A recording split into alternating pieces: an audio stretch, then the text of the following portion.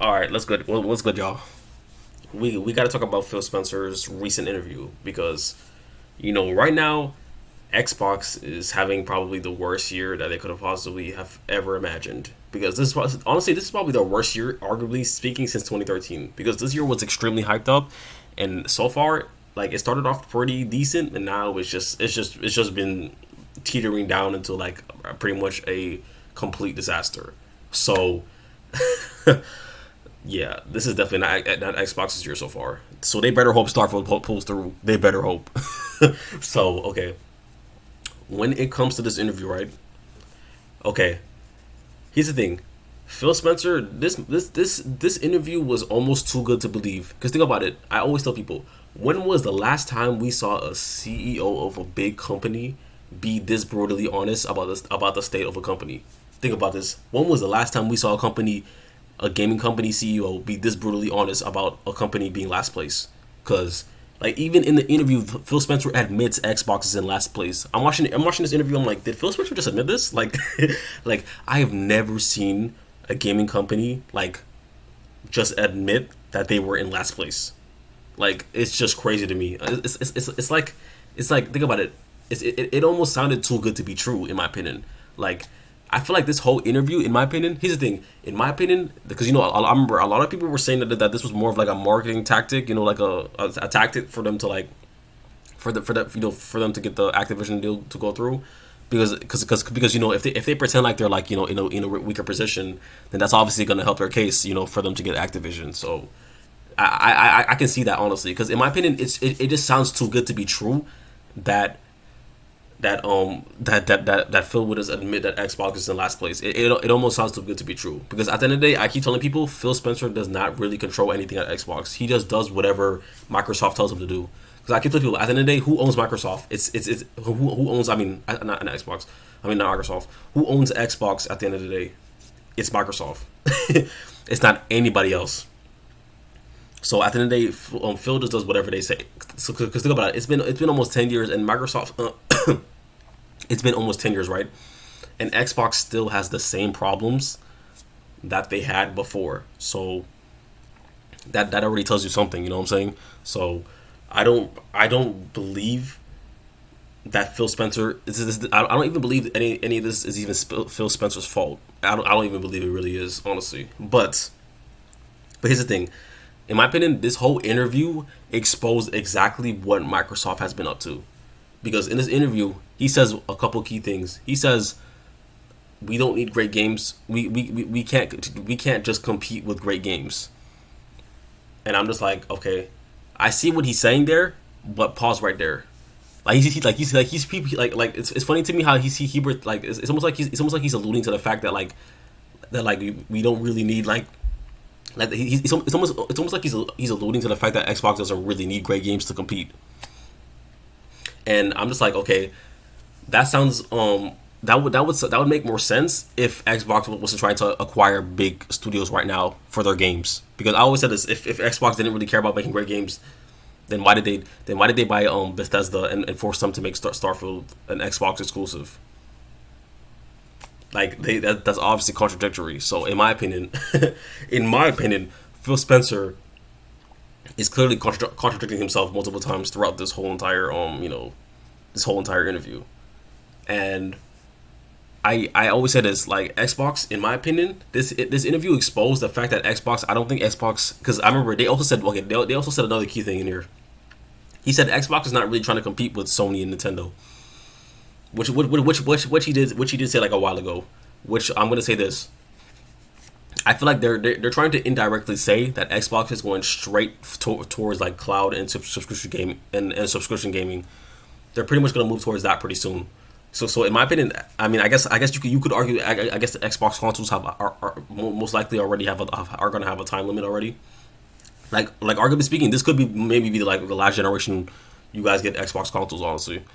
Which, I mean, that would be fine with me, honestly, because I think Xbox consoles have definitely run their course for sure. Like I definitely think they have, so I would be fine with that. But I think what they really mean is that they're going to push for subscription gaming in the future, which means pretty much the moves that they're making right now Because I always say this. I always say this. Microsoft is buying all these studios right now. Let me tell you the real reason why Microsoft is buying all these studios right now. They're buying all these studios right now so that in the future they can lock them behind a subscription service. Don't no, you don't believe me, bro? Look at what Nintendo just did with all their old games. Think about it right now. If you want to play any of Nintendo's old games, you have to go on the Switch Online service, on their subscription service. If you want to play old games, the eShop's not up anymore for the Wii U or the 3DS. So pretty much think about it. The only way you have access to old games now is through is through Nintendo Switch Online, which we all know is trash, and they pretty much barely ever add games to it. So think about this. So technically speaking, Nintendo has already hopped on that train already, and Microsoft is just they're definitely going to do it on a much bigger scale. So in my opinion, this whole entire interview just exposed the fact that Microsoft does not their plan is not to compete with great games. They want to no their real plan is they want to buy all the games. That's the point of this video. They want to buy all the games. They want to buy all the great games. That's really the plan now, really, honestly. Because here's the thing. If Microsoft really wants, if they really control the, because here's the thing, I always said this, Microsoft, I think their main intention from the very beginning, like even from the first Xbox that they made, it was to take over the gaming industry. Because I always said this, Microsoft, if they're known for one thing, they're known for taking over a certain sector of entertainment and ruining it. They're always known for this, honestly. And guess what? That's why I believe this interview is a sign of things to come. It is. Because Xbox, well, think about it. This interview sounded way too good to be true. I'm just like, you know what I think. They're low-key just conditioning us for the future of Xbox. Pretty much, they're going to try and take over everything. They are. Because think about it. Phil Spencer just said, "Oh, we don't care about we don't think great games are that important." But yet they're trying to buy every great game under the sun right now with the Activision deal, and they bought it Bethesda and everything. So I've been told people. This whole entire thing is just, this whole entire interview was just them conditioning us for the future of Xbox. They're going to try and take over everything. I promise you.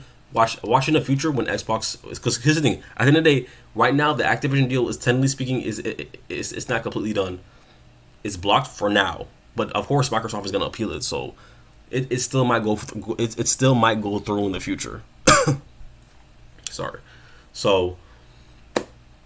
I'm telling people right now, this interview is a sign of things to come. It really is. Like, I do not trust Microsoft at all when it comes to this interview, honestly. Because we all know Microsoft is a master at being, sneaky. They're a master at PR planning. So Phil Spencer coming up in this interview and pretending like he's being honest and everything, I'm just like, shh, come on, man. Like, do people still fall for it? like, are people still falling for this at this point? Like, Phil Spencer's been lying for like the past 10 years. He's lied about them having good games. He's lied about them, promising to improve the quality of Xbox games. Things have just gotten worse since Phil Spencer's been around. Think about it. Ever since Phil Spencer came in 2013, ever since he became the head of Xbox, things have just gotten worse, pretty much. Like, at this point, there's no difference between Phil Spencer and freaking and freaking Joe Biden. I almost said Barack Obama. Yeah, we're not going there today. We're not going there today. But yeah, to me, it's just crazy. How, like, it to me, I've never seen a gaming company like CEO of a gaming company be like this, this transparent. I'm like, it almost sounded too good to be true. So I'm just letting y'all know, the only reason that they're doing this is probably just to mess with our minds, and they're definitely going to condition us for the future of Xbox. So yeah, let me know what y'all think about this whole Xbox thing. Like, do you think Xbox is gonna be able to turn this around this year? Because to me, all they have left really is Starfield. That's all they really have left. If Starfield flops this year, I don't honestly, at that point, I don't know how Xbox is going to go into next year. Like, if it ends up flopping, like, next year is probably going to be a really bad year for Xbox. I'm not gonna lie, next year could be a really bad year for Xbox. So let's hope things like, yeah. It ain't looking too good for Xbox, y'all. It ain't looking too good for Xbox. So let me know what y'all think in the comment sections, and yeah. Let me know down below if you think Xbox should just like leave the gaming industry. Please tell me you guys think that. So yeah, let me know what y'all think, and I'll see you on the next video. We out.